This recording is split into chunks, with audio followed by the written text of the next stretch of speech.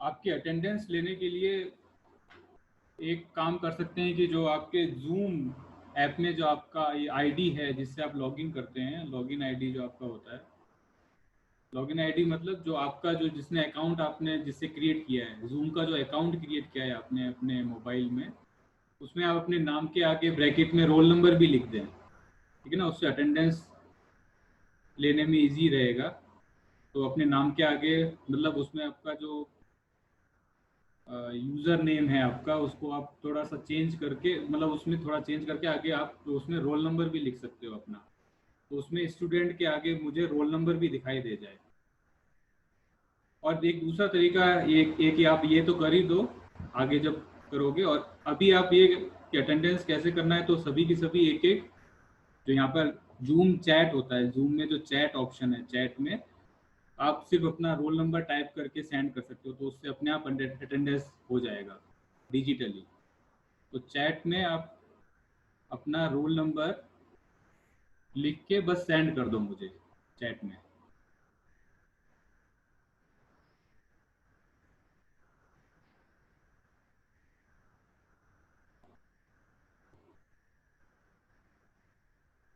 तो शुरू करते हैं लेक्चर। गैस क्रोमेटोग्राफी में हमने बेसिक प्रिंसिपल पढ़ रहे थे, इंट्रोडक्शन देख लिया था, बेसिक प्रिंसिपल चालू कर दिया था। बेसिक प्रिंसिपल के जस्ट बाद में आज मैं इसका जो इंस्ट्रूमेंटेशन पोर्शन है वो स्टार्ट कर दूंगा कि इंस्ट्रूमेंट में जो जो पार्ट्स हैं वो सब की सब आपको याद रखने हैं। उसी में से सीधे सीधे 5 मार्क्स के क्वेश्चन बन जाते हैं। तो ये हमने लास्ट लेक्चर जो छोड़ा था वो यहाँ पे छोड़ा था, जिसमें हम प्रिंसिपल या टेक्निक देखा था गैस क्रोमेटोग्राफी का, कि उसमें गैस क्रोमेटोग्राम जो मिलता है उसमें हम क्रोमेटोग्राम में एक्स एक्सिस पे रिटेंशन टाइम देखते हैं, वाई एक्सिस पे डिटेक्टर सिग्नल देखते हैं। और ये जो पीक का एरिया होता है, एरिया अंडर पीक, उससे हमको क्वांटिटेटिव एनालिसिस का पता चलता है, यानी क्वांटिटी का पता चलता है। और पीक की पोजीशन से यानी कि रिटेंशन टाइम से हमको उस सैंपल की, उस कंपोनेंट की क्वालिटी का पता चलता है कि वो क्या है। तो हमने रिटेंशन टाइम और रिटेंशन वॉल्यूम ये पढ़ लिए थे। फिर आप इसी में ही आप एग्जाम्पल भी बता सकते हो कि कैसे रिटेंशन टाइम यानी क्वालिटेटिव एनालिसिस और क्वांटिटेटिव एनालिसिस किसी सैंपल के लिए कैसे बताया जा सकता है। तो ग्राफिकल वे में आप क्रोमेटोग्राम से इस तरह से बता सकते हो, जैसे मैंने एग्जाम्पल लिया है ऑक्टेन और नोनेन का, ठीक है ना। दोनों हाइड्रोकार्बन है, ऑक्टेन एंड नोनेन। ऑक्टेन में कितने कार्बन है? 8 कार्बन। नोनेन में कितने कार्बन है? 9 कार्बन। ठीक है, तो इन दोनों का क्वालिटेटिव और क्वांटिटेटिव एनालिसिस का ये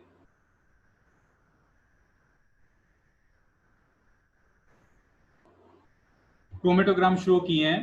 तो ये 2 कंपोनेंट मिक्सचर है, 2 कंपोनेंट मिक्सचर, ठीक है। 2 कंपोनेंट्स हैं ऑक्टेन और नोनेन सैंपल में। और दोनों की दोनों मिक्सचर, दोनों की दोनों कंपोनेंट हैं, उसके 3 टाइप के मिक्सचर है हमारे पास, मिक्सचर 1, 2 एंड 3। मिक्सचर 1, 2, 3 तीनों मिक्सचर में उनकी क्वांटिटी अलग अलग है, ठीक है ना। तीनों में क्वांटिटी अलग अलग है तो वही दोनों, लेकिन तीनों में क्वांटिटी अलग अलग है। तो आप देखो जो पहला क्रोमेटोग्राम है, उस पहला क्रोमेटोग्राम में देखो एक्स एक्सिस पे हमने क्या लिया है? टाइम, मिनट में, टाइम इन मिनट, ठीक है ना। टाइम क्या है? Retention time. और यहाँ पर वाई एक्सिस पे क्या लिया है? सिग्नल। तो सिग्नल की इंटेंसिटी होती है, सिग्नल की इंटेंसिटी हो गया है, सिग्नल का जो एरिया आया है पीक का वो बताता है। तो जो पहले मिक्सचर के लिए देखो ऑक्टेन की पीक कहाँ पर आई है? 5 मिनट पे। ऑक्टेन कंपोनेंट है, पहला कंपोनेंट ऑक्टेन, उसकी पीक आई है 5 मिनट पे। और दूसरा कंपोनेंट है नोनेन, नोनेन की पीक आई है 15 मिनट पे। ठीक है, दिख रहा है स्क्रीन पे 5 मिनट पे और 15 मिनट पे। तो दोनों के दोनों कंपोनेंट सेपरेट हो गए कॉलम में। तो रिटेंशन टाइम किसका कम है? ऑक्टेन का। ऑक्टेन का रिटेंशन टाइम 5 मिनट, नॉनेन का रिटेंशन टाइम 15 मिनट। तो पहले कौन सा इल्यूट हुआ? ऑक्टेन। फिर बाद में कौन सा इल्यूट हुआ? कॉलम से बाहर निकला बाद में नॉनेन। ठीक है, अब ये क्यों हुआ? क्योंकि नॉनेन का मॉलिक्यूलर वेट ज्यादा है, उसका साइज भी ज्यादा है, तो उसके हिसाब से उसका बॉइलिंग पॉइंट भी ज्यादा है। तो इसलिए वो कॉलम के अंदर धीमे धीमे ट्रेवल करता है, क्योंकि बॉइलिंग पॉइंट भी ज्यादा होगा। हाइड्रोकार्बन में जब एक एक कार्बन बढ़ता जाता है एल्केन्स में, तो उनका बॉइलिंग पॉइंट भी बढ़ता जाता है। तो उसके हिसाब से नोनेन जो है वो बाद में इल्यूट होगा। अब आप तीनों की तीनों क्रोमेटोग्राम में देखो ऑक्टेन जो है वो 5 मिनट पे मिल रहा है, दूसरे मिक्सचर में भी 5 मिनट में, तीसरे मिक्सचर में भी 5 मिनट पे।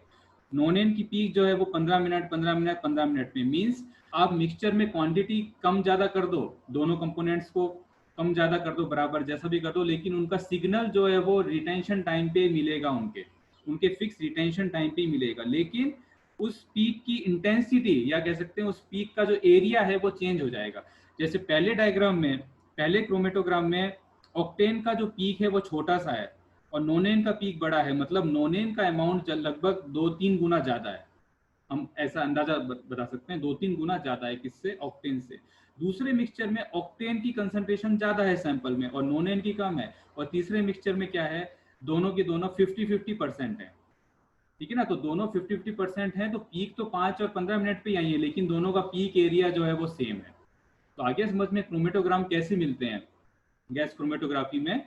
तो गैस क्रोमेटोग्राफी में इस तरह से पीक हाइट या पीक एरिया से उनका क्वालिटेटिव एनालिसिस क्वांटिटेटिव एनालिसिस हो जाता है, और रिटेंशन टाइम से उनका क्वालिटेटिव एनालिसिस हो जाता है। क्वालिटेटिव मतलब ये ऑक्टेन है कि नोनेन है कि डेकेन है कि पेंटेन है, क्या है, ठीक है। तो ये आपका बेसिक प्रिंसिपल है। यहाँ पर मैंने लिख दिया है Tn for retention time of नोनेन and To is retention time of octane. Here Tn is greater than To, तो हमको पता ही चल रहा है 15 मिनट 5 मिनट से ज्यादा है। Now instrumentation of gas chromatography, second topic आ रहा है आपका इंस्ट्रूमेंटेशन। इसमें से आपको ये बहुत सिंपल सा इंस्ट्रूमेंटेशन आएगा। तो यहाँ पर आपको एक शीमेटिक डायग्राम या एक ब्लॉक डायग्राम है वो प्रैक्टिस करना है, जस्ट सिंपल सा उसको ड्रॉ करने का, और उसका एक पेज का डिस्क्रिप्शन आता है वो याद रखना है। तो इस पार्ट में से 5 मार्क्स का क्वेश्चन बहुत बार पूछते हैं, 5 मार्क्स का क्वेश्चन, ठीक है ना, बड़ा क्वेश्चन, लॉन्ग क्वेश्चन आता है। इंस्ट्रूमेंटेशन या फिर apparatus of gas chromatography. Instrumentation में ये पार्ट्स हैं सभी के सभी हमको पढ़ने हैं, ये सब डिटेल में आएंगे, ठीक है। गैस, कैरियर गैस, ठीक है ना, वो डिटेल में आएगा। कैरियर गैस को फ्लो कराने का यानी स्पीड क्या रखनी है कॉलम के अंदर, उसके लिए फ्लो रेगुलेटर्स होते हैं, फ्लो मीटर्स होते हैं। इंजेक्शन डिवाइसेस होती हैं जहाँ पर सिरिंज के द्वारा सैंपल को इंजेक्ट करते हैं इंस्ट्रूमेंट के अंदर, इंजेक्शन डिवाइसेस हो गया। फिर कॉलम्स, ठीक है, कॉलम्स ये मेन पोर्शन है इसका, कॉलम्स। फिर टेम्परेचर कंट्रोल डिवाइस होता है, इन सब ये सभी पार्ट्स को एक थर्मोस्टेट में रखना पड़ता है, उनका टेम्परेचर एक एलिवेटेड टेम्परेचर फिक्स रखना पड़ता है, तो टेम्परेचर कंट्रोल डिवाइस होती है। उसके बाद उन सैंपल कंपोनेंट्स को डिटेक्ट करता है, वो डिटेक्टर्स कहलाते हैं। और फिर रिकॉर्डर्स, इंटीग्रेटर्स। तो ये सब का सब आपका इसी सिलेबस में कंप्लीट आ जाएगा। तो पहले सिर्फ एक इंस्ट्रूमेंटेशन में सिर्फ एक ब्लॉक डायग्राम आएगा इंस्ट्रूमेंट का, ठीक है। ये ब्लॉक डायग्राम में दिखा देता हूँ, ये वाला, ये ब्लॉक डायग्राम आपको याद रखना है। इसमें से 5 मार्क का क्वेश्चन पूछते हैं, ठीक है ना। ये जितने भी पार्ट्स हैं इंस्ट्रूमेंट के वो सब एक में ही दिखा दिए हैं। अब ये फ्लो डायग्राम आप मान सकते हो कि कौन सा पहले आएगा, सीक्वेंस में रखेंगे, यही सीक्वेंस रहता है गैस क्रोमेटोग्राफी में, ठीक है। तो थोड़ा देख लेते हैं कि क्या होगा। मैंने टेक्निक तो बता दी क्या होगा, कि टेक्निक क्या है। कैरियर गैस का यूज होगा। कैरियर गैस कोई भी हो सकता है, हाइड्रोजन, नाइट्रोजन, हीलियम, ऑर्गन, कोई भी इनर्ट गैस। उस कैरियर गैस का फ्लो करते हैं कॉलम के अंदर। फिर इस कैरियर गैस के पाथ में एक सैंपल को इंजेक्ट करते हैं, जो भी अननोन सैंपल है उसको इंजेक्ट किया जाता है। और सैंपल जो इंजेक्ट करते हैं वो सैंपल इंजेक्शन चैम्बर में करते हैं, sample injection chamber. Sample injection chamber में जो टेम्परेचर है वो हाई होता है, सैंपल के बॉइलिंग पॉइंट से हाई होता है। सैंपल का जो एवरेज बॉइलिंग पॉइंट है उससे ज़्यादा होता है। सपोज करो सैंपल का बॉइलिंग पॉइंट 150 डिग्री है, तो सैंपल इंजेक्शन चैम्बर और कॉलम का टेम्परेचर 150 डिग्री से ज़्यादा रखना पड़ता है, जिससे कि सैंपल कॉलम के अंदर या इंस्ट्रूमेंट के अंदर वेपर फेज में रह सके। तो जस्ट कॉलम से पहले सैंपल इंजेक्शन चैम्बर के अंदर सैंपल को इंजेक्ट करते हैं। लिक्विड सैंपल हो सकता है, जनरली लिक्विड सैंपल होते हैं, उसको इंजेक्ट करते हैं तो वो गैस में कन्वर्ट हो जाता है। Now this mixture of carrier gas and sample, जैसे इंजेक्ट करेंगे तो कैरियर गैस के साथ में मिक्स हो जाएगा सैंपल, ठीक है ना। सैंपल जो वेपर फेज में आ गया वो कैरियर गैस के साथ में मिक्स हो जाएगा, और फिर वो कॉलम के अंदर ट्रेवल करेगा। अब कॉलम के अंदर सेपरेशन कैसे होगा वो तो मैंने बहुत डिटेल में बता दिया। According to their partition coefficient, according to their partition, according to their retention time. जिसका रिटेंशन टाइम ज्यादा होगा वो कॉलम के अंदर धीमे धीमे चलेगा और बाद में एल्यूट होगा। जिसका रिटेंशन टाइम कम होगा वो कम समय में कॉलम से बाहर आ जाएगा। और कॉलम से बाहर निकलने पर, यानी कॉलम जहाँ पे एंड होता है, जो एंड पॉइंट है कॉलम का, उसके जस्ट बाद डिटेक्टर अटैच होता है। जस्ट बाद क्या होगा, डिटेक्टर, ठीक है, इंस्ट्रूमेंट है, पूरा डिटेल में आएंगे आपके बाद में। वो डिटेक्टर क्या करता है, जो सैंपल कंपोनेंट उसमें एक एक करके पहुंच रहे हैं उनको डिटेक्ट करता है क्वालिटेटिवली और क्वांटिटेटिवली। क्वालिटेटिव और क्वांटिटेटिव बेसिस पर उनको डिटेक्ट कर लेता है। तो पहले एक कंपोनेंट पहुंचा, उसको डिटेक्ट कर लिया, उसकी पीक आ गई। फिर दूसरा कंपोनेंट पहुंचा, उसको डिटेक्ट किया क्वालिटेटिव और क्वांटिटेटिव बेसिस पे, फिर उसका पीक आ गया। फिर तीसरा कंपोनेंट पहुंचा, जितने कंपोनेंट हैं उसके हिसाब से उतनी पीक्स आ जाएंगे। तो ये एक सिंपल सा है कि जिसका रिटेंशन टाइम ज़्यादा होगा वो स्लो ट्रेवल करेगा, जिसका कम होगा वो ज़्यादा, ये सब मैं बता चुका हूँ ना। अलग अलग सैंपल कंपोनेंट्स के लिए अलग अलग सिग्नल्स मिलेंगे, उन सिग्नल की क्वांटिटी के हिसाब से उनकी पीक एरिया मिलेंगे, ठीक है। तो ये सब की सब डिस्क्रिप्शन है। ये आपका एक्चुअल इंस्ट्रूमेंट है, जो गैस क्रोमेटोग्राफी का रियल इंस्ट्रूमेंट होता है, दैट इज।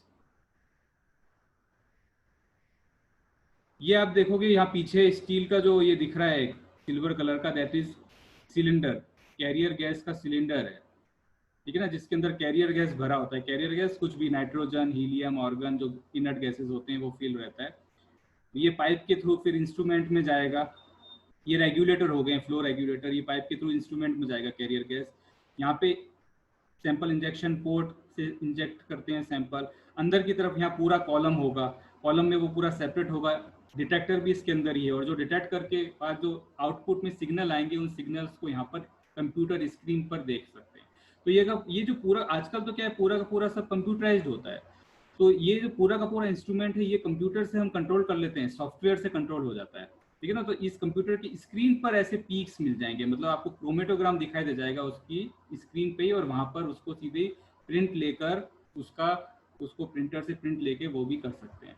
तो ना आपको ये याद रखना है, दिस इज शिमेट्रिक डायग्राम, ठीक है। जो मैंने 5 मार्क का क्वेश्चन बोला, वो 5 मार्क के क्वेश्चन में आपको ये डिस्क्रिप्शन लिखना होता है, ठीक है ना। एपरेटस और ये जो पूरा का पूरा पेज में है ये डिस्क्रिप्शन बताना होता है, और साथ में आपको ये ब्लॉक डायग्राम या शिमेट्रिक डायग्राम ड्रॉ करना होता है। तो देखिए कहाँ से स्टार्टिंग होगा, सबसे ऊपर आपको क्या रखना है, कैरियर गैस टैंक, क्योंकि कैरियर गैस टैंक से कैरियर गैस का फ्लो होगा, तो वो एकदम आप मान सकते हो कि इनिशियल स्टार्टिंग है किसी भी अपने एक्सपेरिमेंट की, जहां पर कैरियर गैस का फ्लो पहले स्टार्ट करना है।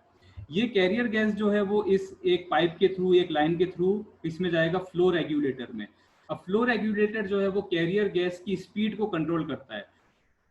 कैरियर गैस को फास्ट, जैसे हमारे घर में सिलेंडर होता है, गैस चूल्हा होता है, उसमें रेगुलेटर होता है, उसको कम ज्यादा करते हैं तो गैस कम ज्यादा होता है, दैट इज, ठीक है ना। सेम वैसा ही कि जितना फास्ट गैस का फ्लो करवाना है कॉलम के अंदर उतना उसको खोल के रखो, और मैनुअली कर सकते हैं। और जितना उसको कम करना है फ्लो को, तो ये फ्लो भी किस पे डिपेंड करता है, सैंपल के नेचर पे, हमारे कॉलम के नेचर पे, इंस्ट्रूमेंट के नेचर पे डिपेंड करेगा कि कितना तेज फ्लो रखना है, मीन्स उसका प्रेशर कितना रखना है, गैस का प्रेशर कॉलम के अंदर कितना रखना होता है, तो वो फ्लो रेगुलेटर से कंट्रोल होता है।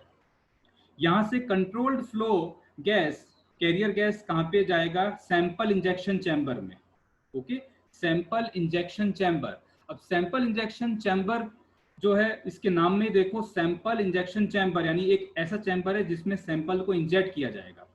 यहां से सैंपल को एक सैंपल इंजेक्शन पोर्ट के थ्रू, एक सिरिंज के थ्रू इंजेक्ट करते हैं। जैसे इंजेक्ट करते हैं तो ये यहाँ पर सैंपल वेपोराइज कंडीशन में आ जाता है, क्योंकि देखो सैंपल इंजेक्शन पोर्ट, कॉलम और डिटेक्टर, तीनों की तीनों को एक डॉट लाइन से दिखाया है। वो पूरा का पूरा क्या है, थर्मोस्टेट है, एक पूरा का पूरा ये असेंबली जो है वो ओवन के अंदर होता है, ठीक है ना, ओवन, जो कि उसको एक कांस्टेंट टेम्परेचर प्रोवाइड करता है। तो ये बॉइलिंग पॉइंट, सैंपल के बॉइलिंग पॉइंट से थोड़ा ज़्यादा टेम्परेचर पे रहेगा। तो सैंपल जनरली लिक्विड होते हैं, ज़्यादातर सैंपल लेबोरेटरी में लिक्विड होते हैं। तो जब उस लिक्विड को यहाँ पे इंजेक्ट करेंगे तो तुरंत सैंपल गैस फॉर्म में आ जाएगा, और यहाँ पर कैरियर गैस का फ्लो तो चालू है, तो कैरियर गैस के साथ में सैंपल मिक्स हो जाएगा, ठीक है ना। कैरियर गैस प्लस सैंपल दोनों की दोनों गैस फेज में मिक्सचर हो जाएगा उसका, और ये मिक्सचर जो है वो कॉलम के अंदर एंटर करेगा। तो ये कॉलम देखो आप ऐसा शेप में दिखाया है, स्पाइरल शेप में। स्पाइरल शेप में क्यों है? क्योंकि कॉलम की लेंथ जो है वो 1 मीटर से लेके 50 मीटर तक हो सकती है। कॉलम जो है वो बहुत लंबे होते हैं, ठीक है ना, ऐसे छोटे छोटे नहीं होंगे, बहुत लेंथ होती है कॉलम की। तो बहुत लंबे लंबे कॉलम होते हैं, 1 मीटर, 2 मीटर, 10 मीटर, 50 मीटर, इतने लेंथ होती है लंबी कॉलम की। तो इतनी लेंथ को हमें तो इंस्ट्रूमेंट तो छोटा सा ही रखना है, तो इतनी लंबी लेंथ को कैसे करते हैं, उसको मैनेज कैसे करते हैं, उसको ऐसे स्पाइरल शेप या कॉइल्ड शेप में कर देते हैं जिससे वो कम स्पेस कवर करे। तो ये कॉलम हो गया। कॉलम के तुरंत बाद में जो सेपरेटेड कंपोनेंट्स हैं वो किस में जाते हैं? डिटेक्टर में। डिटेक्टर इनको क्वालिटेटिवली और क्वांटिटेटिवली डिटेक्ट कर लेता है। उसके बाद जो सिग्नल्स मिलते हैं, इलेक्ट्रिकल सिग्नल्स, वो जो डाटा सिस्टम है, सॉफ्टवेयर है कंप्यूटर में, उसमें एनालिसिस होकर इस तरह से डिस्प्ले पर पीक्स दिखा देते हैं। जैसे सपोज करो उसमें 4 कंपोनेंट्स हैं, तो यहाँ पे डिस्प्ले पर 4 पीक आ जाएंगे। आगे फिर कोई पीक ना आएगा, पीक नहीं है मतलब सैंपल पूरा का पूरा एनालिसिस फिनिश हो गया। तो 1 2 3 4 जैसे 4 पीक दिखाए हैं, तो मतलब सैंपल के अंदर 4 कंपोनेंट्स थे।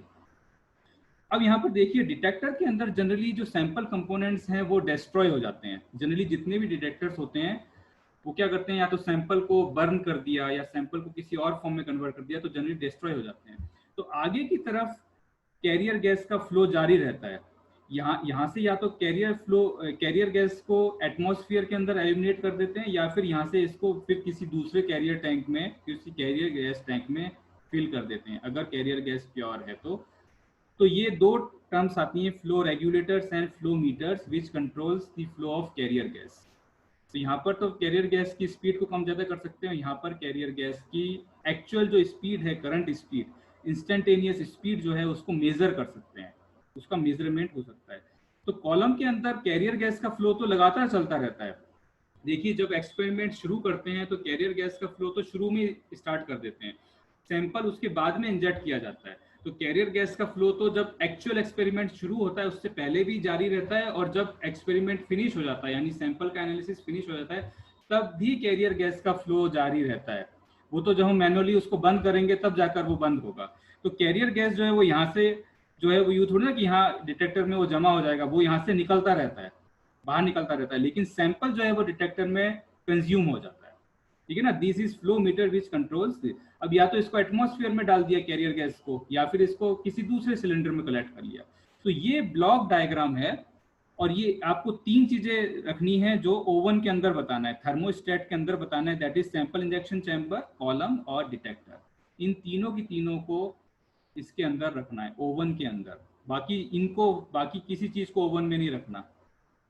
तो ये इसका सिंपल सा इंस्ट्रूमेंटेशन है। फिर वापस से देखो, ये एक एक्चुअल रियल इंस्ट्रूमेंट है गैस क्रोमेटोग्राफी का, जहाँ पर ये सभी कंपोनेंट्स को दिखाया है कि इंस्ट्रूमेंट में वो कहाँ कहाँ पर हैं। जैसे ये कैरियर गैस सिलेंडर है जिसमें कैरियर गैस भरा होगा, ये आपका फ्लो रेगुलेटर है जिसमें कैरियर गैस के फ्लो को मैनेज करते हैं। फिर आगे ये पाइप के थ्रू इसमें जाता है। अगर कैरियर गैस में कोई इम्प्योरिटी है, कैरियर गैस में इम्प्योरिटी हो सकती है, जैसे मॉइस्चर हो सकता है, मॉइस्चर समझ गए, वाटर मॉलिक्यूल की इम्प्योरिटी हो सकती है या कुछ और है, तो वो प्योरीफायर उसको वहाँ पे रिमूव कर देते हैं, तो प्योरीफायर भी ऐड कर सकते हैं। उसके बाद में ये कहाँ पे जाएगा, सैंपल इंजेक्शन पोर्ट में। This is sample injection port, जहाँ ऊपर से सिरिंज से ये इनलेट के थ्रू, ये इनलेट है, सिरिंज के थ्रू यहाँ पर सैंपल को इंजेक्ट कर देते हैं, लिक्विड सैंपल को। यहाँ पर ये वेपर कंडीशन में कन्वर्ट हो गया, वेपर फेज में कन्वर्ट हो गया, कैरियर गैस के साथ में मिक्स हो गया। अब ये यहाँ पे कहाँ ट्रेवल करेगा, कॉलम के अंदर। यहाँ पे भी कॉलम जो है वो स्पाइरल शेप में दिखाया है। इस कॉलम के अंदर अलग अलग सैंपल कंपोनेंट सेपरेट हो जाएंगे और एक एक करके डिटेक्टर तक पहुंचेंगे, और डिटेक्टर इसको एनालाइज, इसको डिटेक्ट करके इसके सिग्नल्स को इलेक्ट्रिकल सिग्नल फॉर्म में यहाँ पीसी इसमें चला जाएगा, ठीक है ना, डाटा सिस्टम में, और यहाँ पीक्स आ जाएंगे। तो आप देखो कौन कौन से जो पार्ट्स हैं उसको ओवन के अंदर रखा है, कॉलम को ओवन के अंदर रखा है, डिटेक्टर को भी। इसको नहीं दिखाया एक्चुअल में, ये भी कॉलम के अंदर ही होता है, सॉरी ओवन के अंदर ही होता है, that is this sample injection chamber. Sample injection chamber, column और डिटेक्टर, इन 3 को ओवन के अंदर रखा जाता है जिससे ये एलिवेटेड टेम्परेचर पे, हाई टेम्परेचर पे रहें। हाई टेम्परेचर पे क्यों रख रहे हैं, क्योंकि हमको जो लिक्विड सैंपल है उसको गैस स्टेट में रखना है ड्यूरिंग एक्सपेरिमेंट। एक्सपेरिमेंट के दौरान वो गैस फेज में ही रहने चाहिए। ये अदर डायग्राम आप ये भी याद रख सकते हो। नाउ द प्रिंसिपल हम देख चुके, व्हाट इज द प्रिंसिपल, ये सब हम देख चुके। नाउ नेक्स्ट टॉपिक आता है कैरियर गैस। अब देखो हम इस सीक्वेंस में बढ़ेंगे। फर्स्ट क्या है, ये देखा हमने, carrier gas, flow regulator, flow meter, injection device, column, temperature control device, detector. ये जो आपका है, ये जो जितने भी पार्ट्स हैं ये सभी के सभी इंस्ट्रूमेंट के पार्ट हैं, जीसी इंस्ट्रूमेंट के पार्ट्स हैं। तो ये सभी पार्ट्स का थोड़ा थोड़ा डिटेल में डिस्क्रिप्शन है आपके सिलेबस में, तो इन सभी का डिटेल्स हम देखते जाते हैं। तो सबसे पहला क्या है, carrier gas. Okay, first is carrier gas.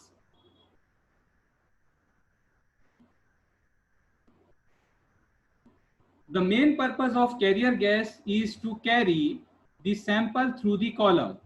Okay, carrier gas का क्या काम है, जो सैंपल है गैस फेज में, गैसियस फॉर्म में सैंपल है, उसको आगे की तरफ मूव करना, आगे की तरफ धकेलना कॉलम में प्रेशर के साथ में, क्योंकि सैंपल जो है वो इटसेल्फ कॉलम के अंदर आगे नहीं बढ़ सकता, उसको कुछ ना कुछ बढ़ाने के लिए आगे तो चाहिए हमको, ठीक है ना। आप देखो अगर फर्श पे कोई गंदगी जमी हो तो ऊपर से हमको पानी डालना पड़ता है, तो पानी जो है वो उसको गंदगी को अपने में लेकर आगे चला जाता है, यानी उसको आगे की तरफ धकेलता है। तो वहां पे कैरियर गैस जो है वो एक्चुअल में क्या कर रहा है, कैरी कर रहा है। अब यहाँ पे कैरियर गैस का लिक्विड स्टेशनरी फेज या कॉलम के साथ में कोई इंटरेक्शन नहीं होता, ठीक है ना, और ना ही सैंपल के साथ में कोई इंटरेक्शन होता है। यहाँ पर ओनली इंटरेक्शन कौन सा होता है, सैंपल और स्टेशनरी फेज का। दूसरा काम क्या है कि ये जो कैरियर गैस है वो सैंपल कंपोनेंट्स को सुटेबल मैट्रिक्स प्रोवाइड करता है, कि जब भी सैंपल कंपोनेंट डिटेक्टर के अंदर पहुंचते हैं तो डिटेक्टर के अंदर एक प्रॉपर एक एनवायरनमेंट क्रिएट करता है, ठीक है ना, तो उसके हिसाब से कैरियर गैस को चूज करते हैं। तो कैरियर गैस यहाँ पर क्या है, मोबाइल फेज। कैरियर गैस कैसा होना चाहिए, प्योर, ठीक है ना। ये सिंपल इनकी हमको प्रॉपर्टीज देख लेनी है। Carrier gas should be pure, pure carrier gas use करना है। अगर कैरियर गैस इम्प्योर है तो वहां पर प्योरीफायर लगा देते हैं, जैसे कोई मॉइस्चर है या कोई दूसरा कुछ एयर वगैरह डिजोल्व है तो उसको वहां से रिमूव करने के लिए वहां पर कुछ प्योरीफायर ऐड कर दिया जाता है। कैरियर गैस कौन कौन से यूज होते हैं, हीलियम, ऑर्गन, नाइट्रोजन, हाइड्रोजन, ये ठीक है, ये चारों गैसेस आपको याद रखने हैं, helium, organ, nitrogen, hydrogen. Generally ये गैसेस ज्यादा यूज होते हैं।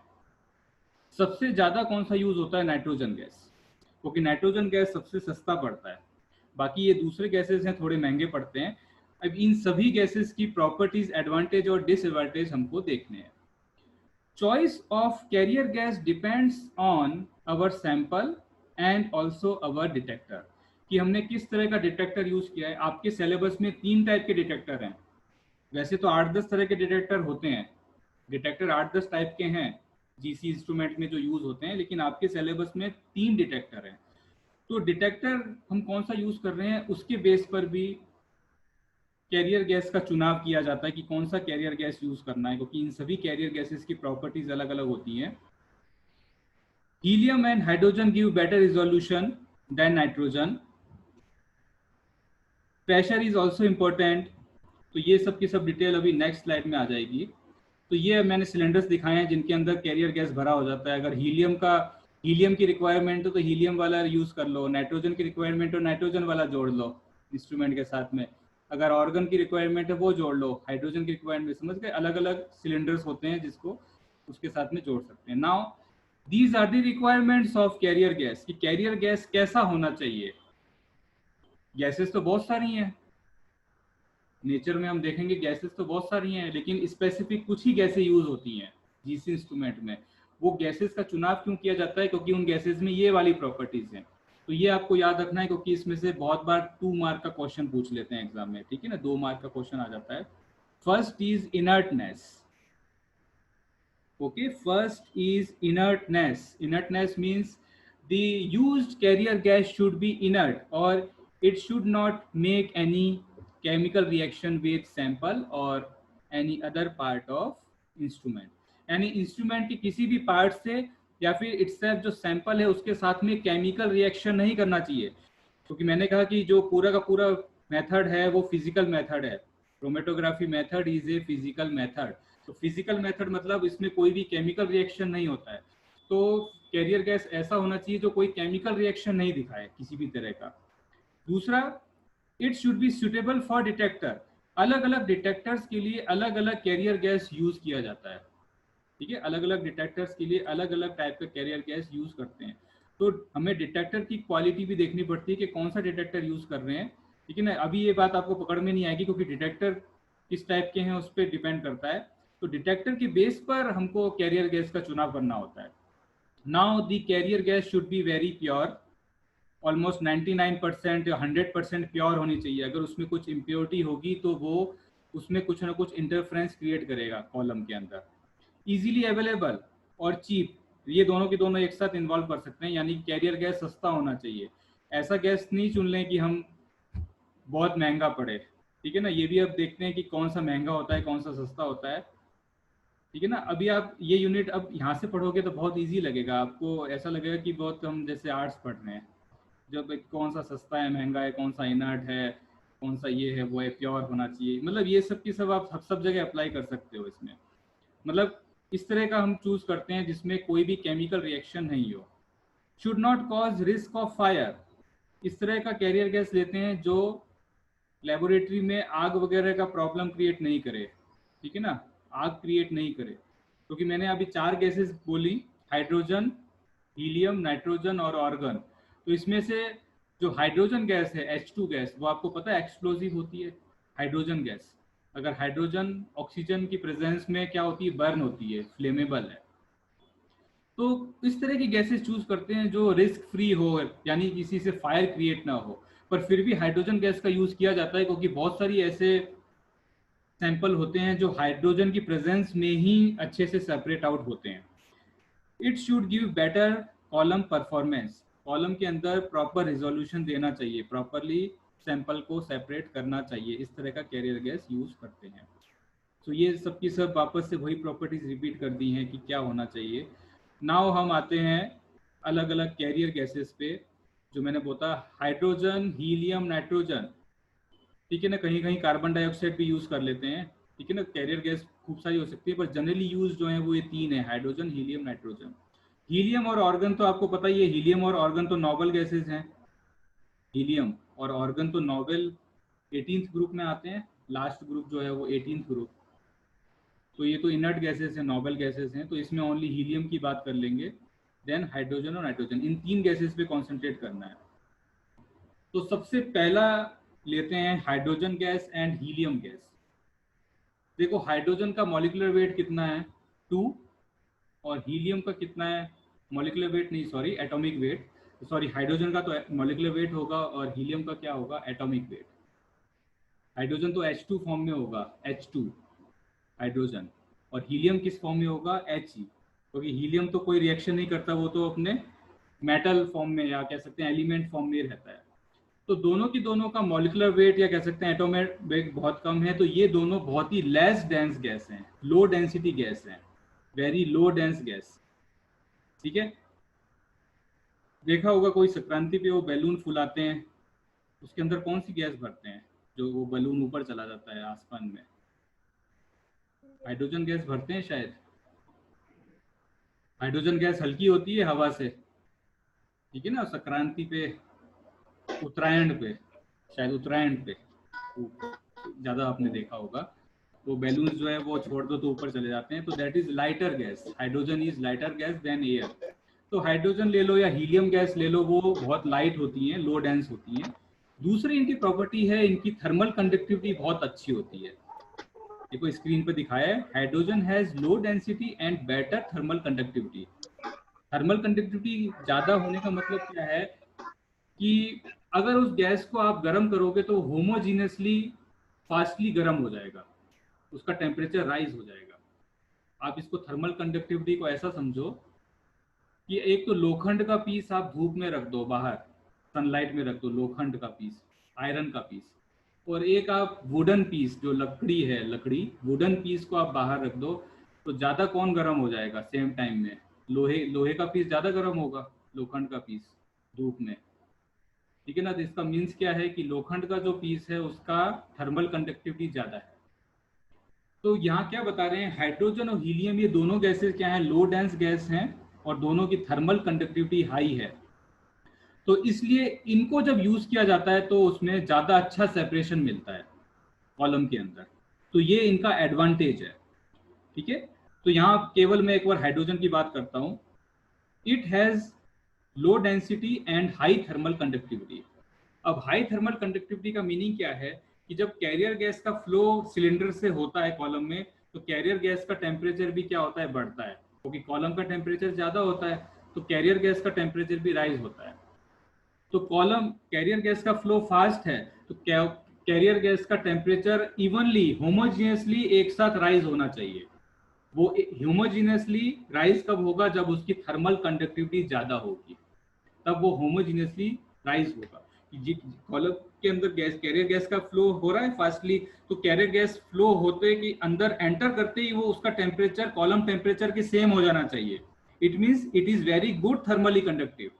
और अगर नहीं हो रहा है तो मतलब, या टाइम ज्यादा लग रहा है तो इसका मतलब वो अच्छा थर्मली कंडक्टिव नहीं है। जैसे नाइट्रोजन गैस अच्छा थर्मली कंडक्टिव नहीं होता। तो हाइड्रोजन का आपको एडवांटेज बताना है तो क्या होगा, लो डेंस है, और दूसरा क्या बताएंगे, हाई थर्मली कंडक्टिव है। लेकिन हाइड्रोजन का एक ड्रॉबैक है, दो ड्रॉबैक आएंगे मेजरली। पहला ड्रॉबैक क्या है, हाइड्रोजन मे क्रिएट फायर।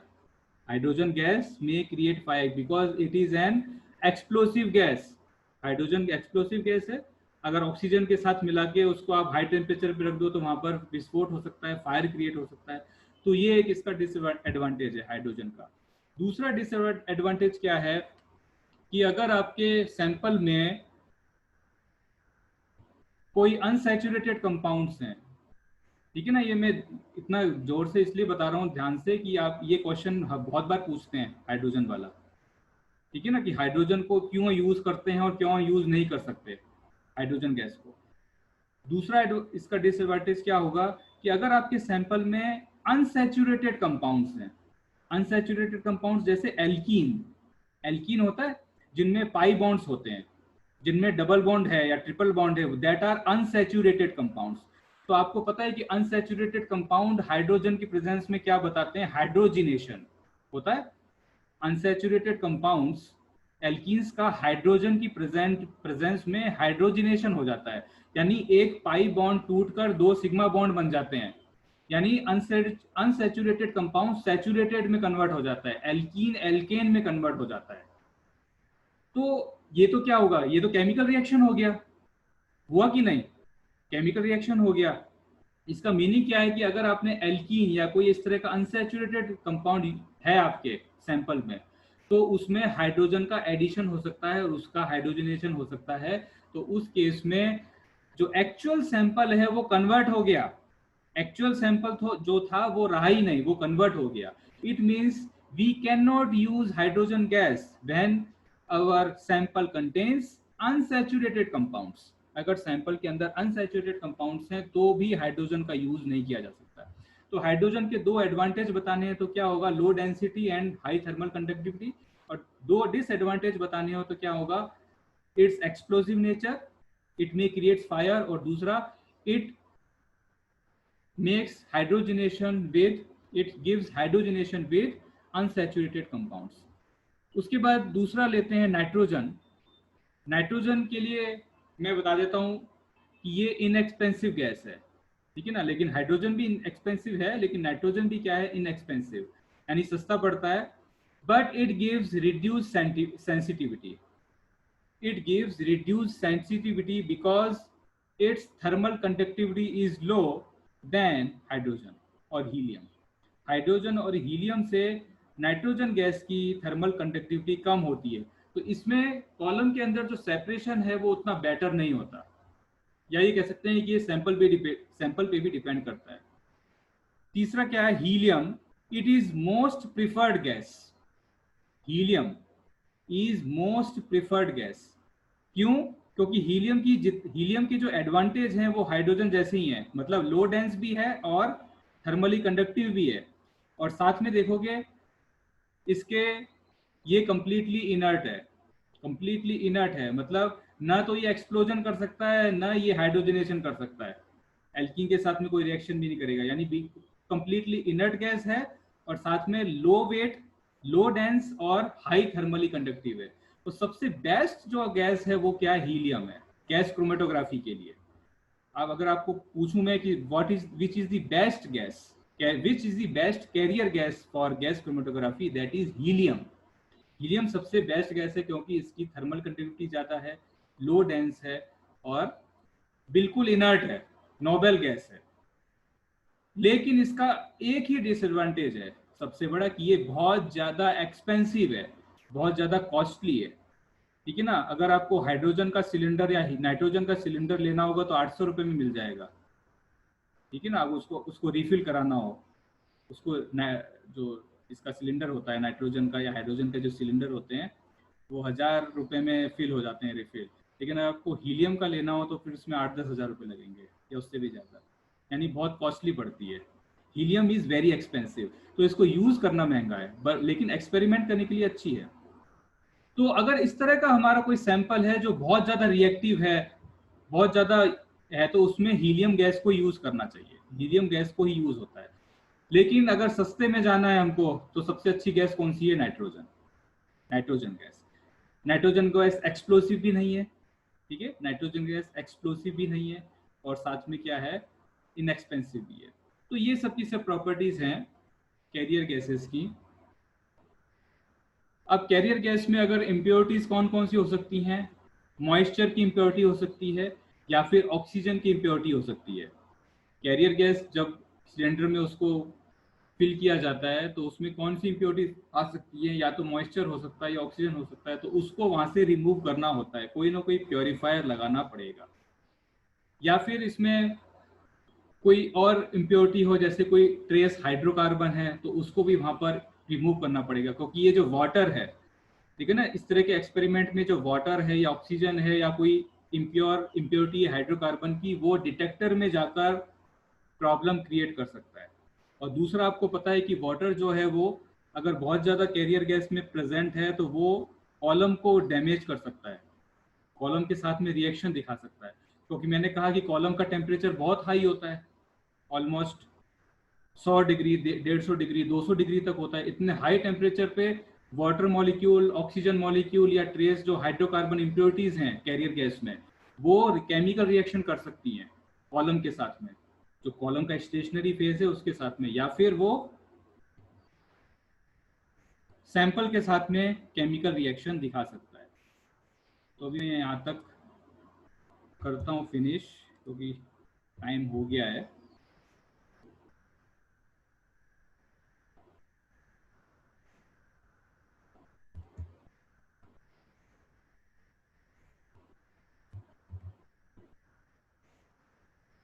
तो ये जो है सब आप पढ़ते रहना, मैं इनके लेक्चर्स भी आपको व्हाट्सएप पे सेंड कर रहा हूँ लगातार।